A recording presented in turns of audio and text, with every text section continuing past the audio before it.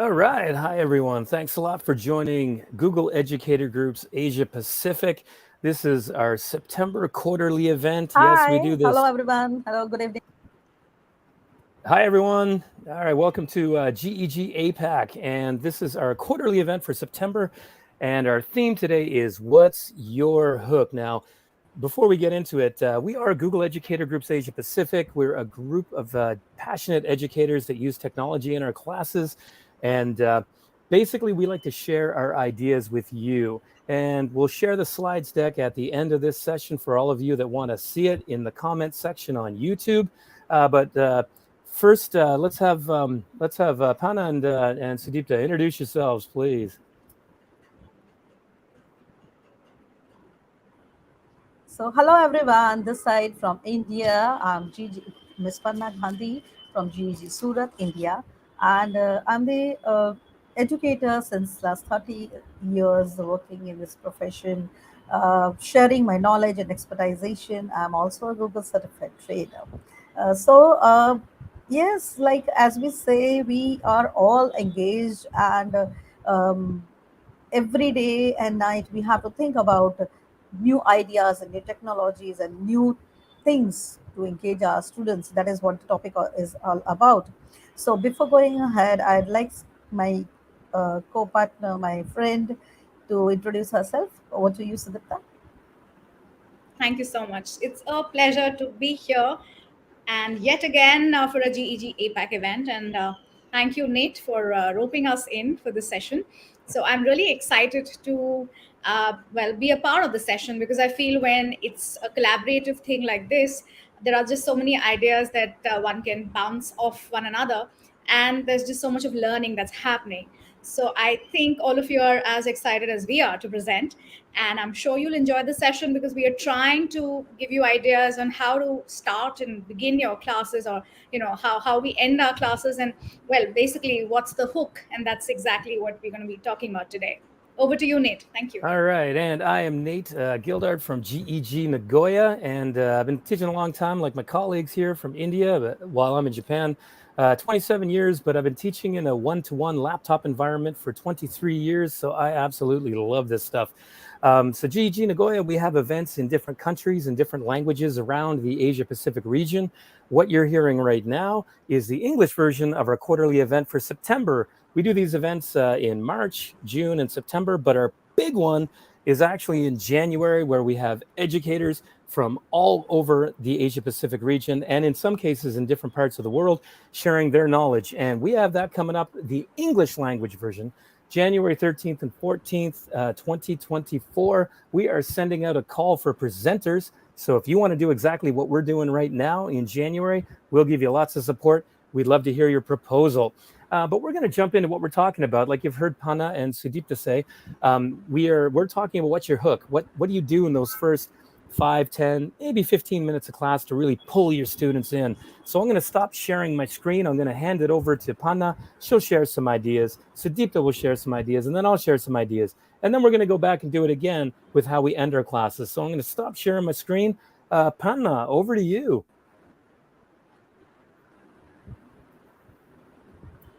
And if you're waiting, folks, we'll post in links to certain tools and things like that in the comments section. Just as we get waiting here for Panna, almost ready to go.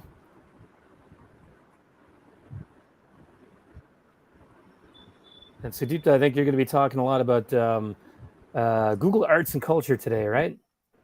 Oh, yeah. That's something which is really exciting. So I'm really looking forward to that. And I'm Yep. going to ask you to pitch in wherever I feel that you do a better job of explaining things. All right, great. And Panna, we're still waiting for you to share your screen here. How are you doing there? You got a Wi-Fi Yeah. issue going on, or? No, I think that's fine. The voice was cracking down, but it's okay. So let's go ahead. Okay, you're going to share your screen for us, right? So I'll So just share my screen. great, we can see you, Yep. and go right to the slideshow, and we're good to go. I'm going to mute myself for a moment here. So yes.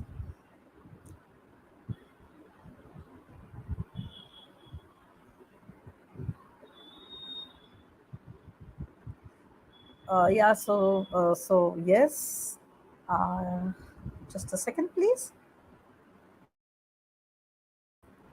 It's actually the network sometimes is a little slow, so it takes a time to load. Yeah. That's true. That's true. And it's So raining in as Delhi, so Sudipta and Nate were discussing, and was yeah. So hello, folks. Thank you for joining us today to share our knowledge about how to go with the engaging classrooms into like how can we start our lessons or how can we end our lessons very effectively with the students.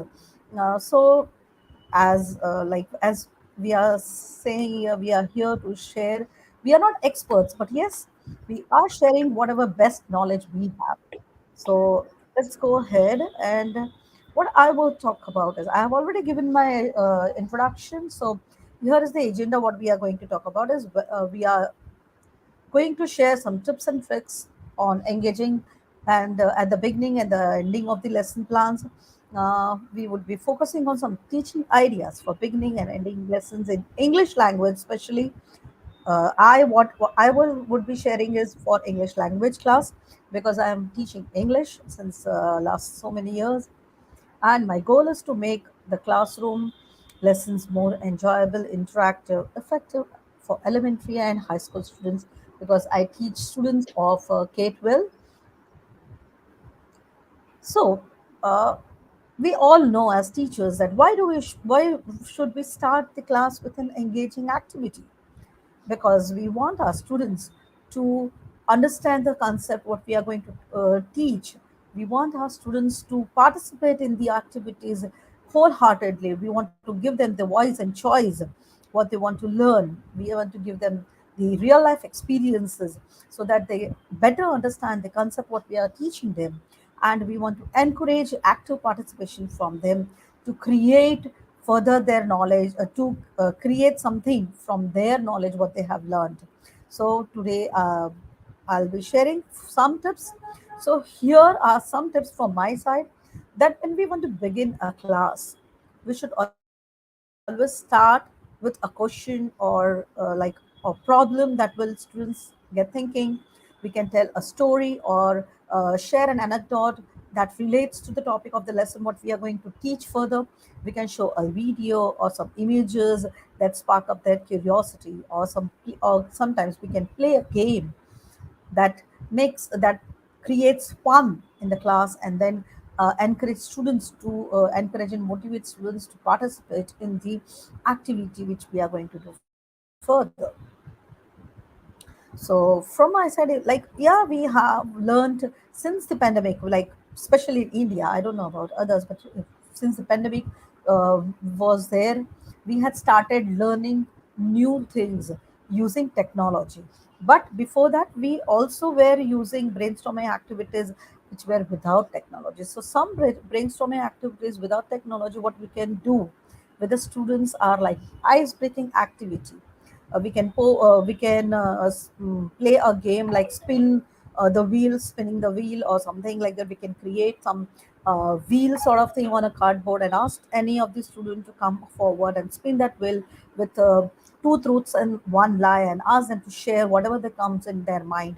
Or sometimes we can give a word which is associated with the topic which we are going to teach them.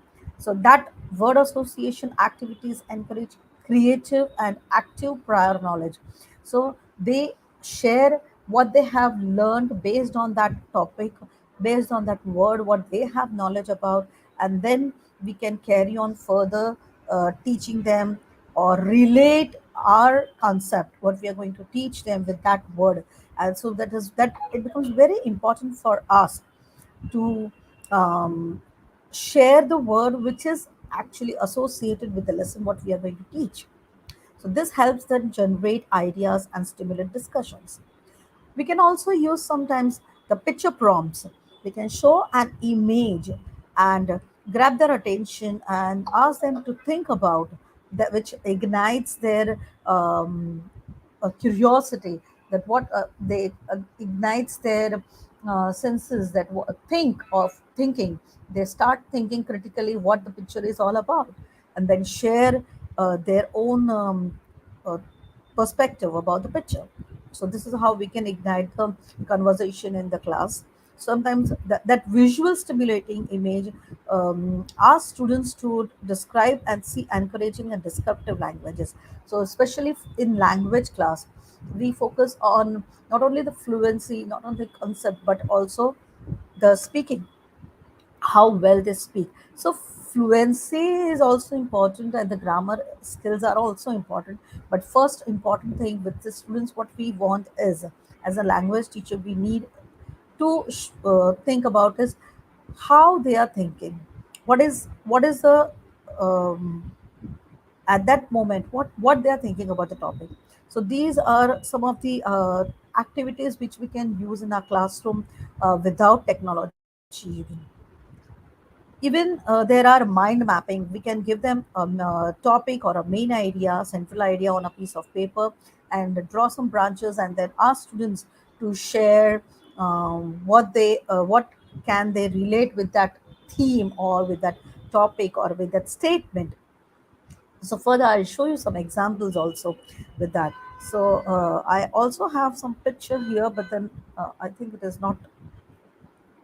Just let me see if it is visible. No, it's not visible. No worries.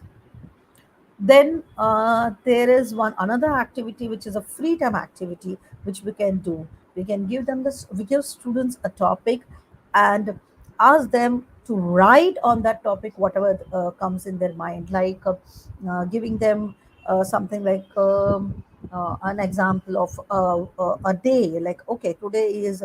um a rainy day. This is what it comes in my mind. Then, so what comes in your mind when you think about rain, or it's a rainy day? Or if we are talking about something that, okay, I am I am in Switzerland. So if you are thinking that, then what comes in your mind? So it's similarly any topic you can give them which is related to your um, concept what we are going to teach the current day. You give them 5-10 minutes and ask them to write on that topic whatever they comes in there. Then the another activity what we can do is gallery walk. We can divide students into groups and have them just walk around and look at the pictures which we have placed, or some artifacts or whatever. Suppose if there is a topic which about culture what we want to teach them, so if we can put different artifacts and pictures and things on different tables related to different cultures, ask students to explore those things and then come back and share their brainstorm ideas and share their understanding using that observation what they have observed. So at that time we can give them some thinking routine worksheets or graphic organizers where they can jot down their points, or so just simple papers where they can jot down their points. Then Geopardy is another fun activity, which is an interactive way of brainstorming. So we can just create a Geopardy board with categories and answers, and then have students work in teams. Few more activities are think, pair, share, and I have already talked about mind map. And here are some of the activities which are with respect to the tools. So we know that technology currently has grown so much, has an importance in our classroom, and which is needed in today's hour, today's time. That students, because students are themselves engaged with so much of technology in their day-to-day life. So what we can do is we can also integrate technology in our classrooms to engage students. So the one of the tool which I use many a time is Padlet. It is a collaborative. I think we there are like many educators who must be using this Padlet even. So this is what I do with Padlet. I share some of the Padlet, uh, one of the Padlet links with the students to to share their ideas. So, for example, I can give them a topic. So I'll just share you how I have used on my one of my chapter I had about a travelogue.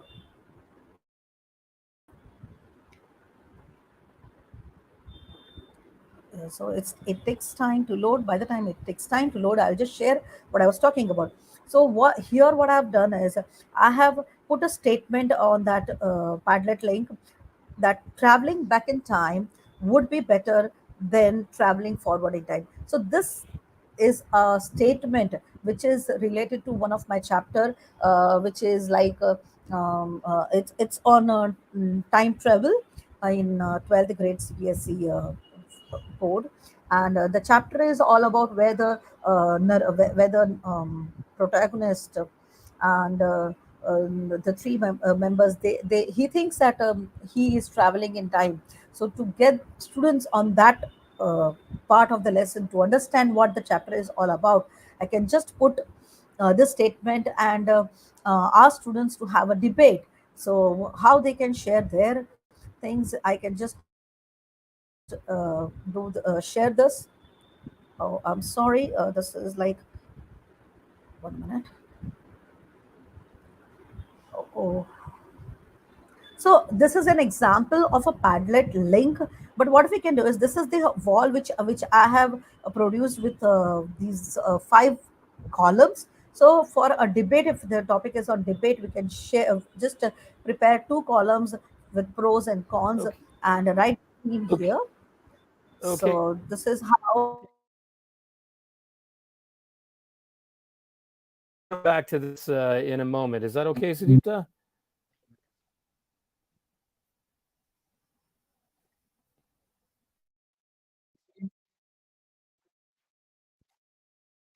Not just the G20 summit, but there's also well, some weather issues kind of things. So I'm going to just drop a note from my colleagues here. And I think Sudipta is about to join us. Okay, you're back. All right. Sudipta, I think, are you okay to go ahead here? Okay. Yes, is Panna done with her portion? I'm going to remove her because we've got a Wi-Fi issue going on there. So if we can jump in with you, otherwise I can jump in if you want. It's up to you. All right, I'm ready. I can begin. All right, great. Yep, we can see you. You're looking good. I'm going to mute myself. Thank you. So, all right, moving on.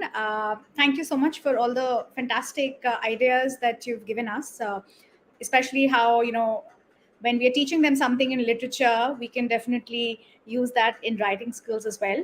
So, a lot of ideas for both offline and online. And since you've given us so many ideas, I'm going to move on from there. And so, hello, I'm Sudipta. I think I didn't introduce myself earlier. And I'm the founder and leader of GEG Kolkata, India. And it's a pleasure to be a part of the GEG APAC events. So, moving on. So, how to catch the attention of your students? So, one of the things that I do when I have completed a writing skills session in class, the next day I usually ask them to spot the errors. So at times we realize that students, if you tell them, okay, this is a mistake, that's a mistake, they might not be paying attention to us. But when we tell them, can you spot the mistake or the errors, you'll find them becoming more proactive. So the minute it's like a game that's been introduced in class, they get all excited. So yeah, they can be asked to spot the errors. Now this can be done both ways, both in an offline class as well as in an online class. In an online class, it can be presented to them through a smart board. In an offline class, perhaps you could, prepare something on the board itself and ask them to spot the errors. Or the other thing that I do is to save paper. I take out a printout and laminate it, and then I sort of, share it with a few students so that together in a group they can do the activity and then the answers can be discussed. A picture speaks 1,000 words. So this is another way of introducing your lesson to your students. The minute you show them a picture like this, it's definitely bound to attract them, and that's where your hook. That's where you begin your class. And this is, of course, King Tutankhamun, and we have a lesson in class 11, which is discovering Tut. So we can show them this and then let them talk about it, get curious about it. And we can even show them perhaps a YouTube video. This is one very popular song which is called Walk Like an Egyptian. I'm sure some of you might have heard it. It's by the band called the Bangles. I have the YouTube link, which I'll be sharing with all of you a little later, but you get the idea. So either through music, or perhaps you could send this video to them prior to the class that you're going to have on discovering touch, and that's going to obviously make them interested. They're going to wonder, why is it that we want them to listen to this particular song, and why is it that we want them to walk like Egyptians? The other thing we can do is play a word game. This is again very effective. As you can see, there are a couple of words that I sort of give to them, and chances are that they'll be able to identify who I'm talking about if you look at the latter half of that list, especially Satyagraha, Sarvodaya, and Khadi. And they will definitely guess that it's Mahatma Gandhi that we're talking about. So we have a lesson called Indigo in class 12th, and this is one way of introducing the lesson to them, and also sort of make them a little more curious about what is it that we're going to be talking about. One very effective way of teaching students literature is through Google Arts and Culture. And let me just quickly show you one link. So I already have this ready, and the lesson Discovering Touch talks about Howard Carter, who was the famous British archaeologist. And as you can see, there is a lot that's there on Howard Carter, as well as the curse of the pharaoh. This is something which is discussed in the lesson itself. So this again, it'll pique the interest of the students, and you can just show them. These are the real photographs taken of Howard Carter, the archaeologist, when he was sort of he found the tomb of King Tutankhamun in the year 1922. And this is something which will surely interest them. I'm just quickly glancing through them so that you can just get an idea. This is the actual mummy that Howard Carter he's looking at it and deciding what he needs to do. All right, so you get an idea of what I'm trying to tell you. All right, coming back. This, of course, is a very effective strategy, and you can show them so much more through Google Arts and Culture. This is the other one that I wanted to show you. This is on Indigo, the lesson titled Indigo, and we can show them basically what it means, a little bit about the history, and how well indigo is actually a plant. It's grown, but the color is not green. So things which will sort of just kind of interest them, and they would like to perhaps read a little more about it.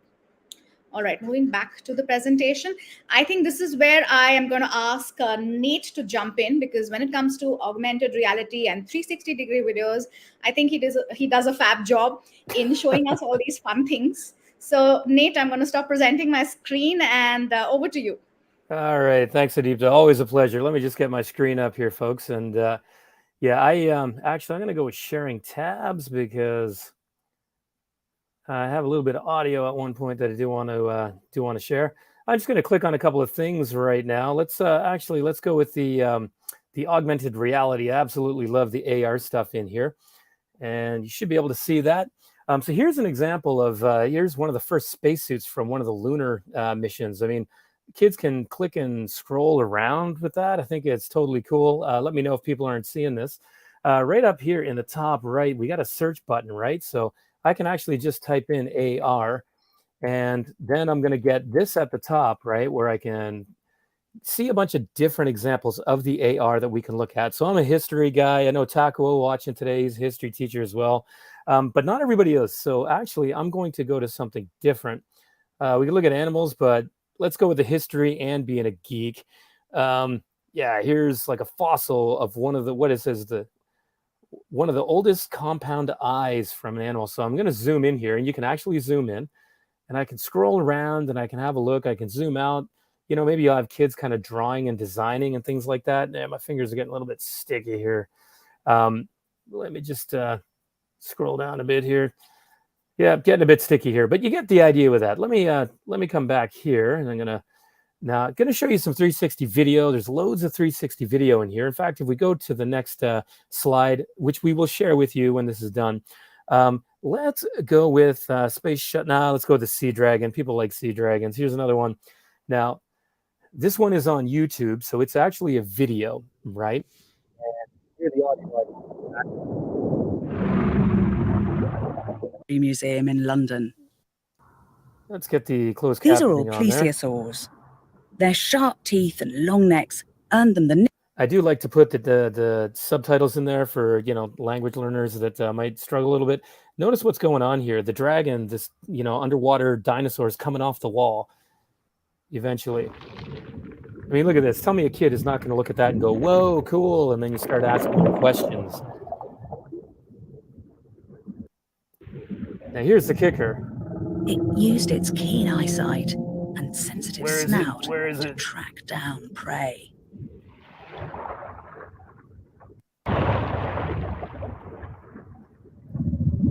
Okay, so I'll stop with that one, but you can see that scrolling around in 360, there's just really cool stuff, right?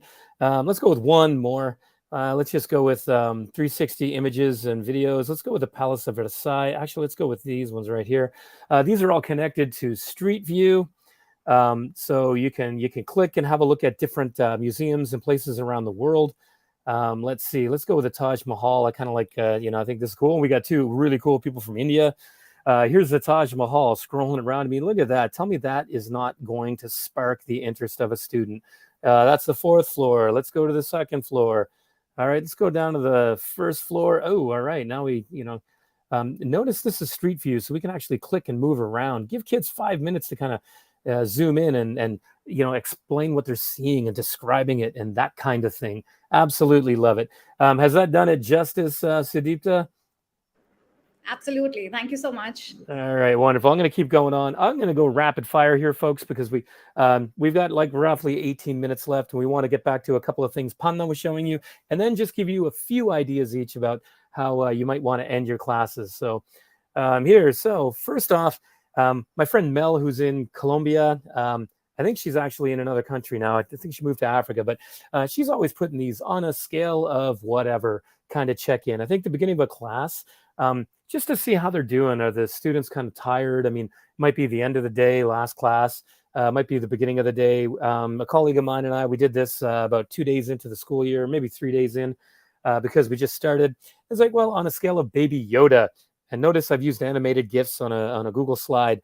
How are you feeling today? And it kind of gives you a chance to tell the kids, all right, talk to your shoulder buddy. Tell them where you are, number 1, 2, 3, 4, 5, or 6. And why. Always get them to elaborate, get them to explain.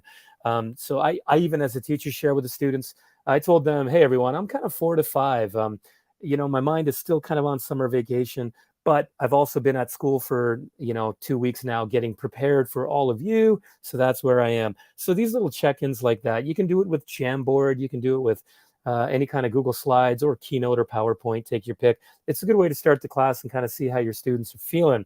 And then you move on. I like individual response ideas. This is Google Jamboard, for example. Here, what are initial thoughts about the protest movements you've seen recently? So let me click on this and you'll see what it looks like. Nate, sorry, are you sharing your screen? I intended to. So it moved. All right, let me go. So you didn't hear that through the whole Baby Yoda thing? Yeah, we thought you were just narrating to us. No, sorry. Okay, now you got to cut me off. I want to be cut off. I use the Chrome tab, which messes things up once in a while because I want to use audio for this. Can you see this now? Yes. I got my phone right here, but I kind of get excited about these things. All right, here. So this is what I was talking about with Baby Yoda. Again, just to check in at the beginning of class with your students, see how they're feeling, that kind of thing. I always tell them how I'm feeling as a teacher too. Now this is Jamboard. Okay, this is one that I think is a good way to get the topic started. What do you think about this? This was a lot of protests for Black Lives Matter happening a few years ago, particularly after the murder, I'll say, of George Floyd. And so on Jamboard, let me just share this tab here. So this is actually 4 different frames because I had a large class. And I assigned one number to each student. So for example, okay, you're number 9. And students just tap on it. They share their thinking.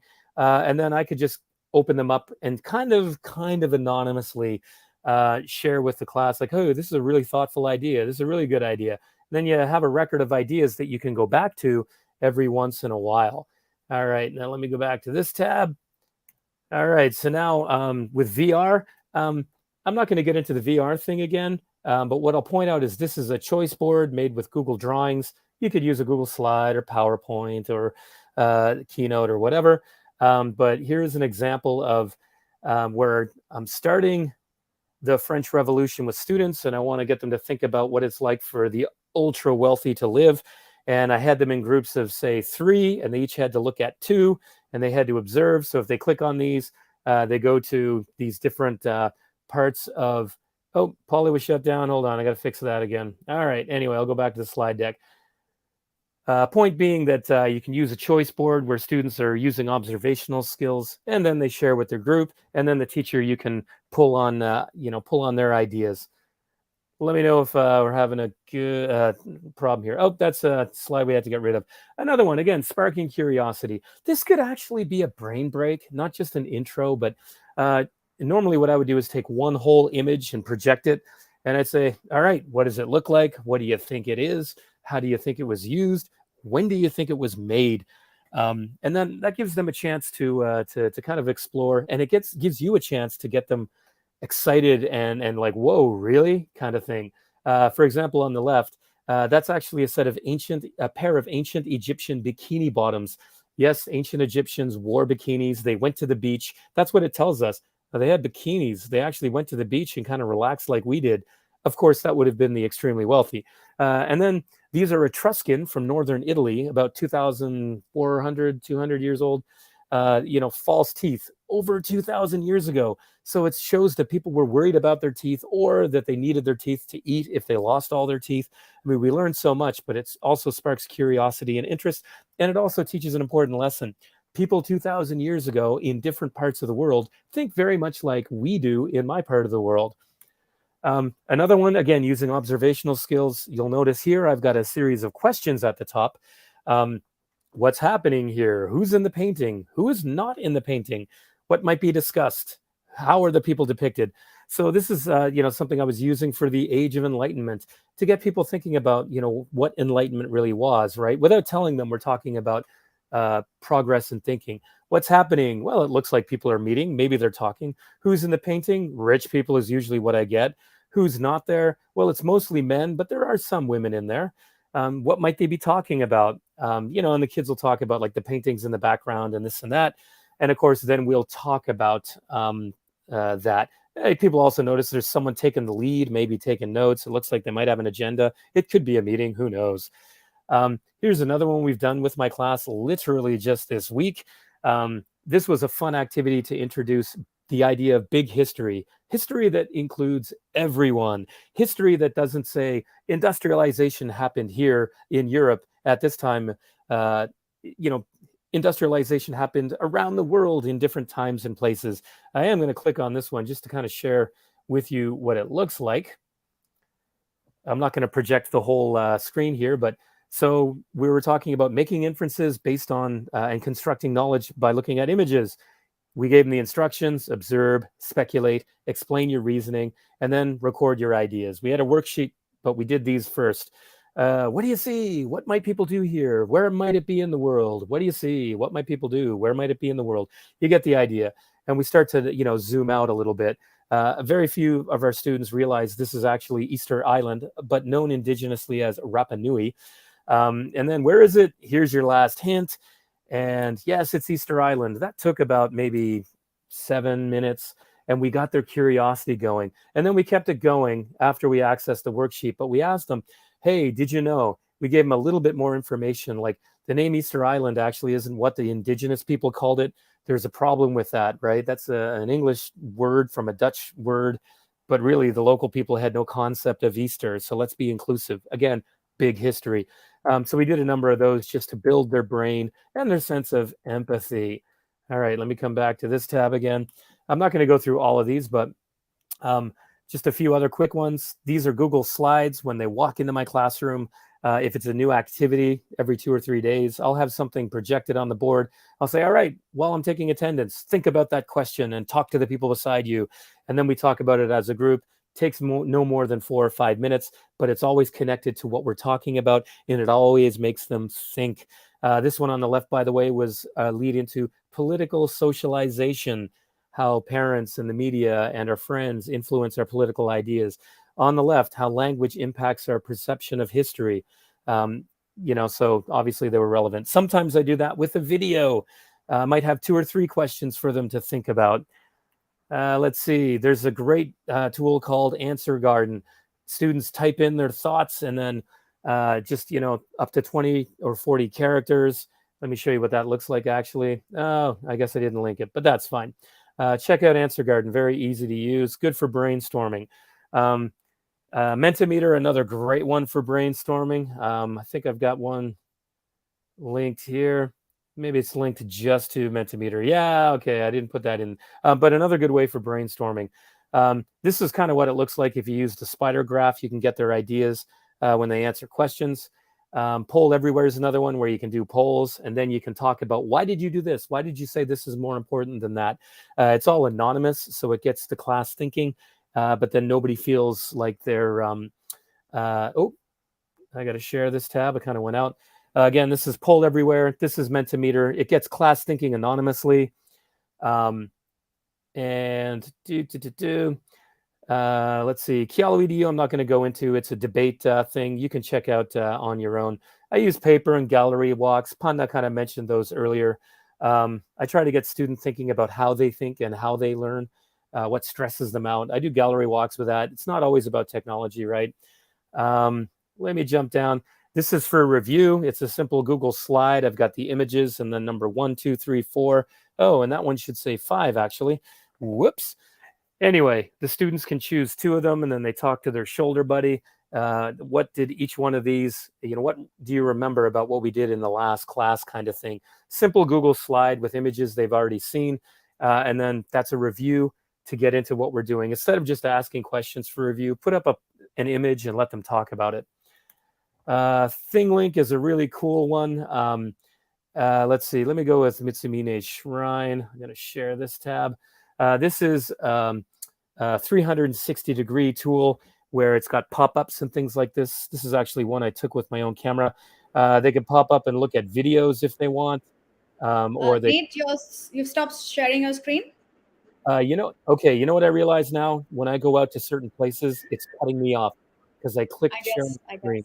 Thank you for cutting me off. Here, I'm going to share the screen again. You know what? I'm going with my entire screen and not worrying about audio right now.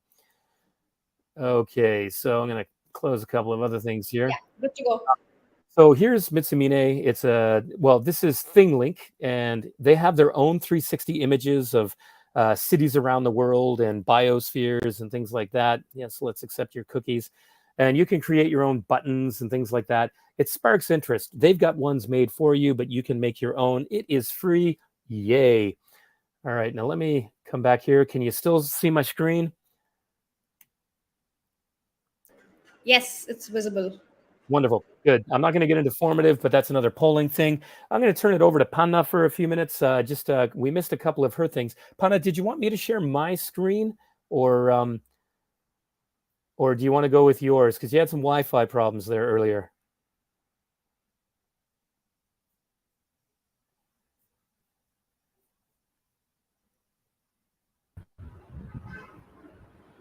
Yeah, so I'll just try once again and check it out. Okay. So, yep, no worries. So what I was talking about is like, so thank you, Nate. You have shared a lot how technology can be used to spark students' curiosity in the classrooms for any topics. So as Nate was describing, as Nate was sharing, that there are many activities that we can use. And as Sudipta also shared that yes, we can show some images, we can use art and culture app, which is a Google app to spark the curiosity, to bring the students to that topic where what we are going to teach them. So similarly, even YouTube videos works out very well. So this was I'm not going to, as we are running short of time, I'm not going to share the video, but I'm just giving an example. Like if I'm teaching an topic on environmental issues, this is a powerful video which we can show them how plastic is polluting the oceans. So and then children can watch it and then come and share their perspective about that. So another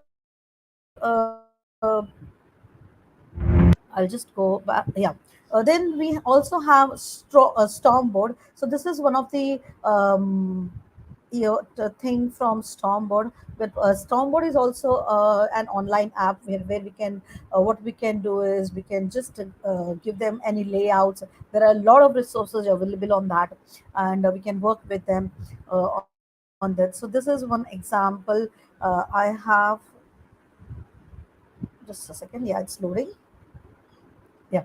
So this is one example where I have a chapter on the lost spring. So I can just show them the images of poor children. So because this chapter is about the problems faced by people on like poor people. So like it's about mainly about child labor. So what I did in my classroom was I showed them few images of children, the rack pickers, the children working in glass factory and all, and then shared the stormboard activity wherein I have some questions. I'm just reading it out because it has very tiny letters, maybe not seen to you. So it says, I hope my screen is visible, right? Yes, My it's screen is visible. visible. Yeah.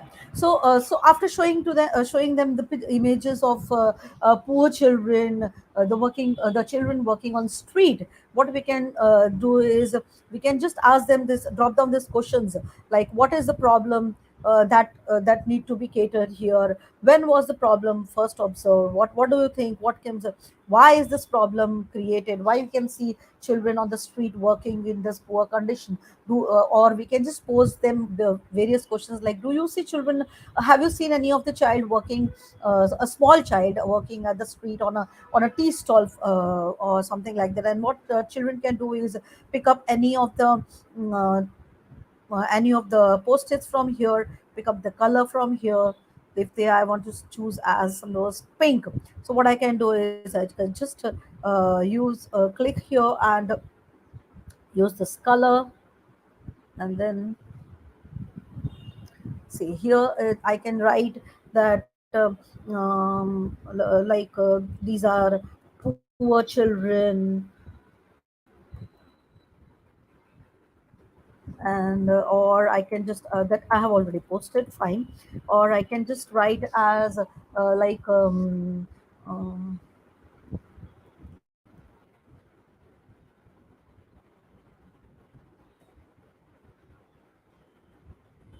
children should not work at this small age.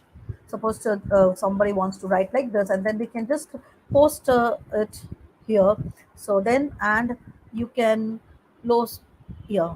Uh, yeah. So what is the problem or whatever they come in with. So this is one activity which we can use by using Stormboard, which is a problem solving activity.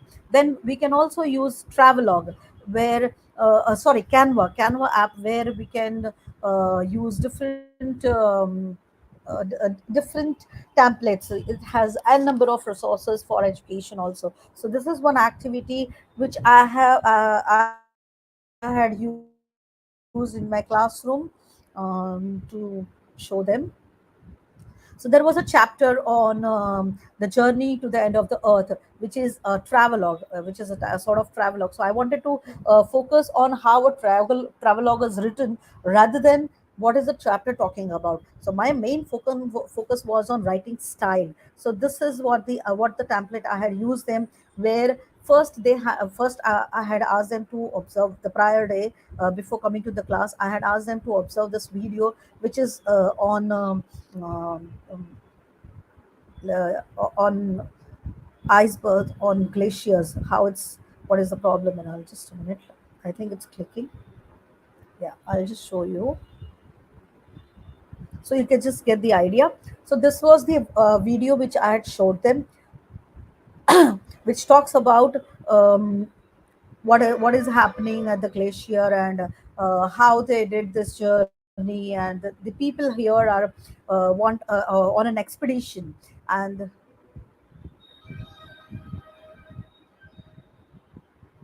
Journey to the end of the earth is a very wonderful chapter. It gives us an insight into the fact great. Anyway, I'll just show you. And then basically, as I said, I wanted to show them how a travelogue can be written. So after watching this video, what I can do is I can share this template where they have the complete process of writing a travelogue. So here are the few templates, as you can see what it has, with the questions already posted in that, and what you can see here. What do you do?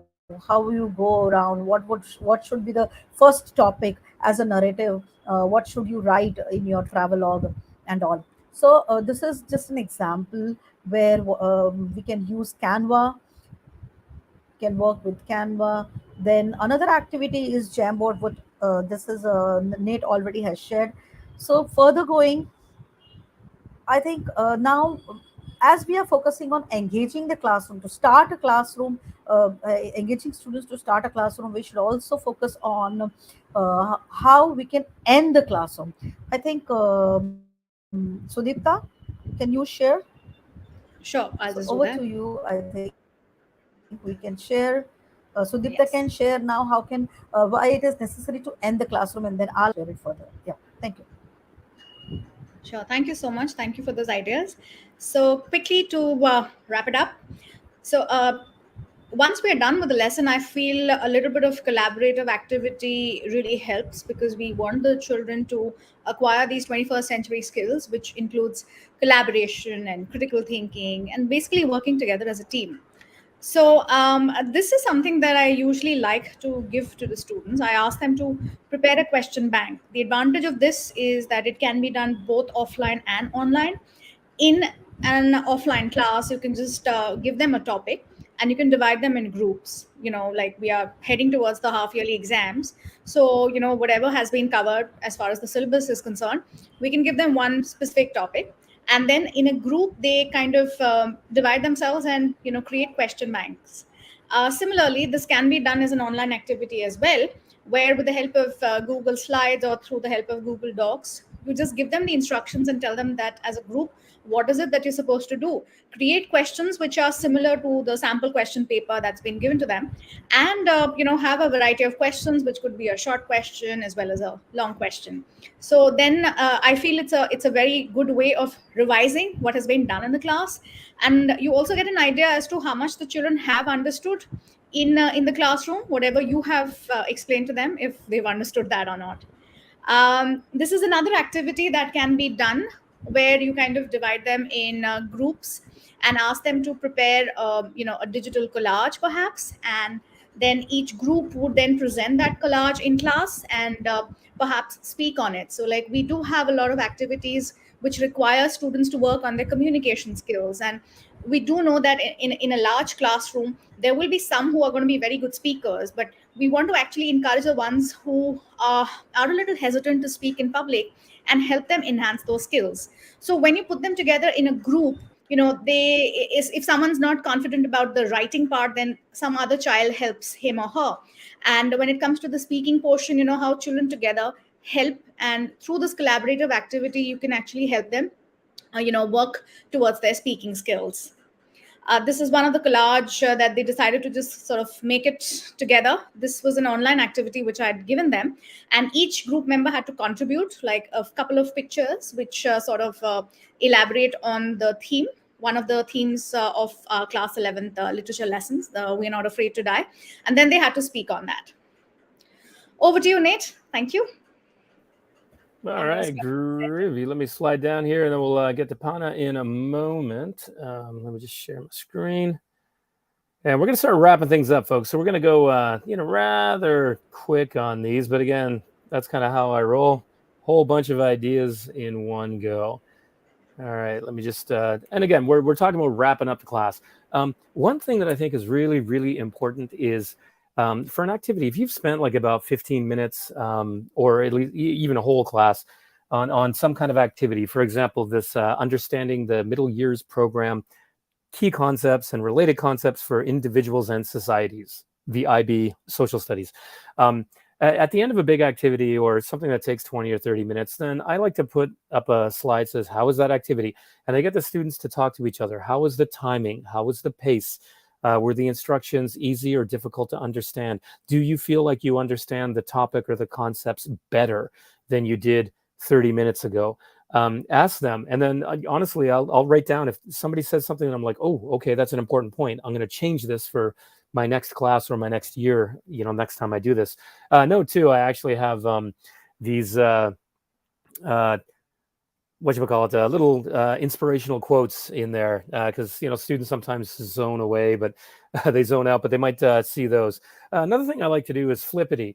Flippity is a site that actually uses Google Sheets. They make templates for you. All you have to do is change the information, make it public, and then share the link.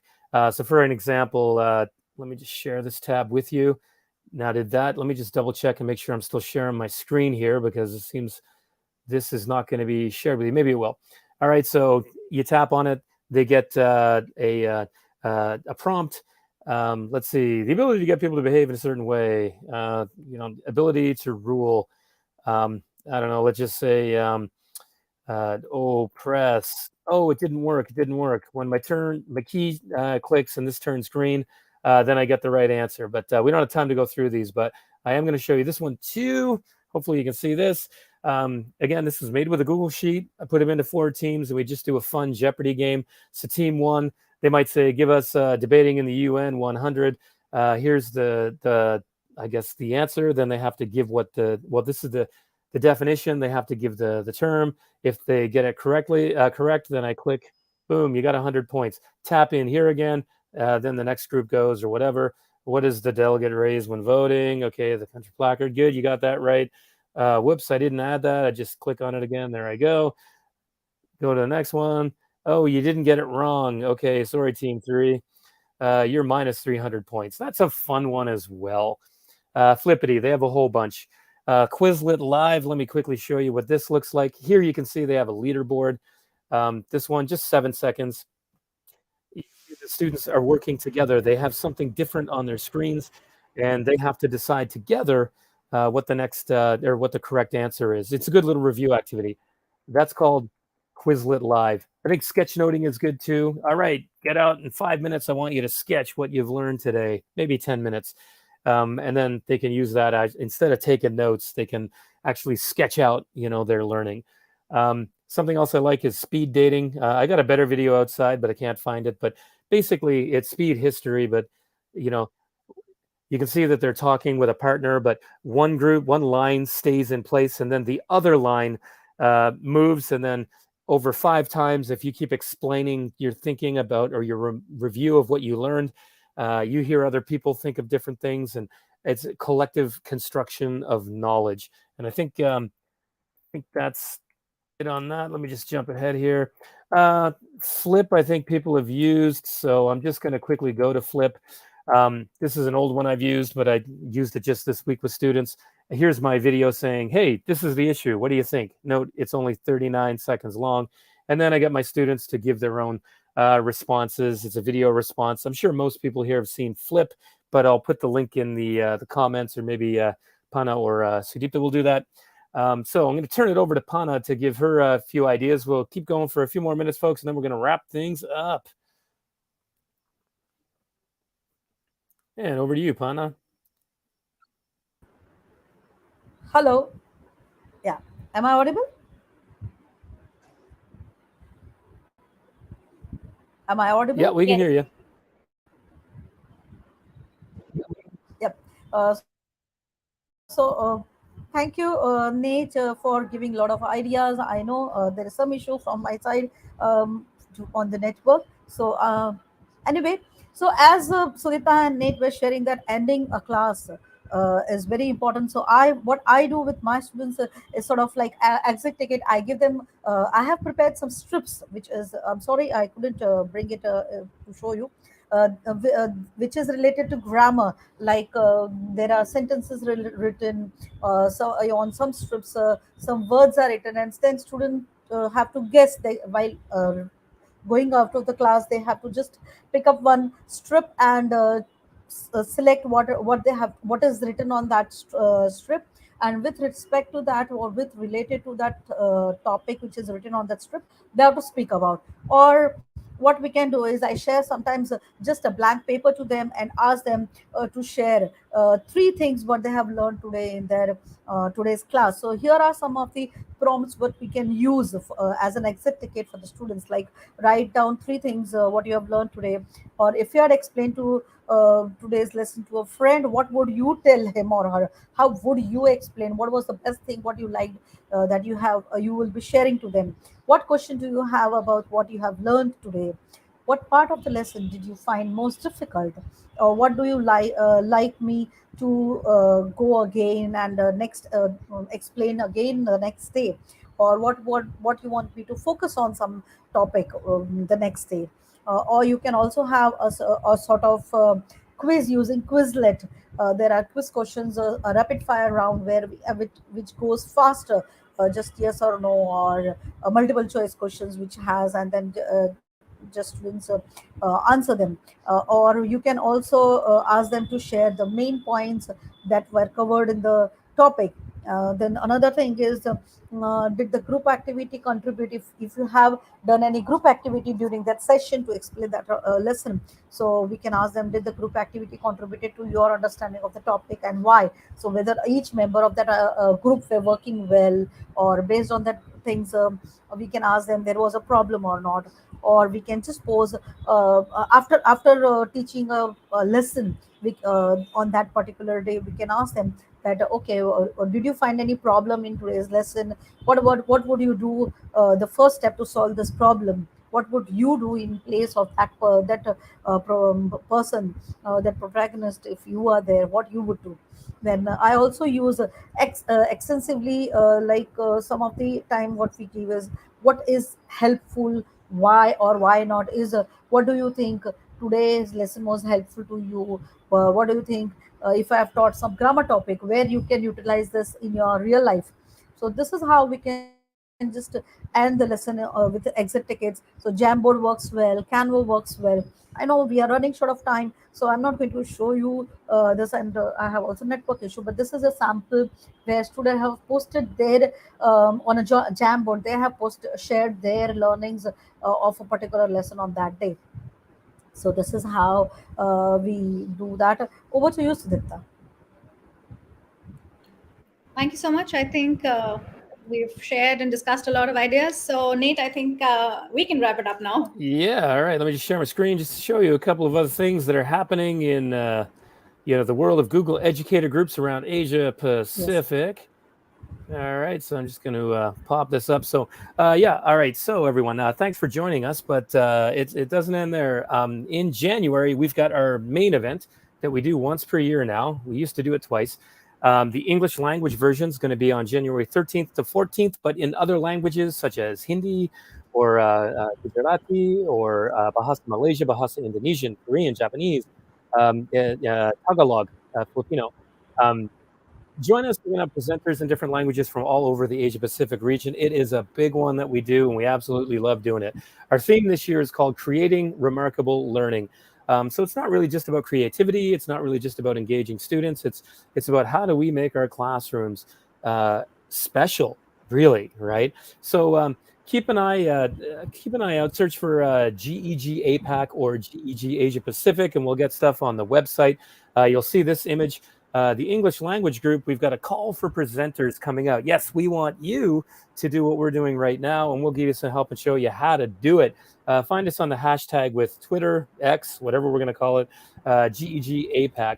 Now, announcement for GEG Nagoya on September 24th. If you're in the Nagoya area, we have EdCamp Nagoya, where we're collaborating with other groups.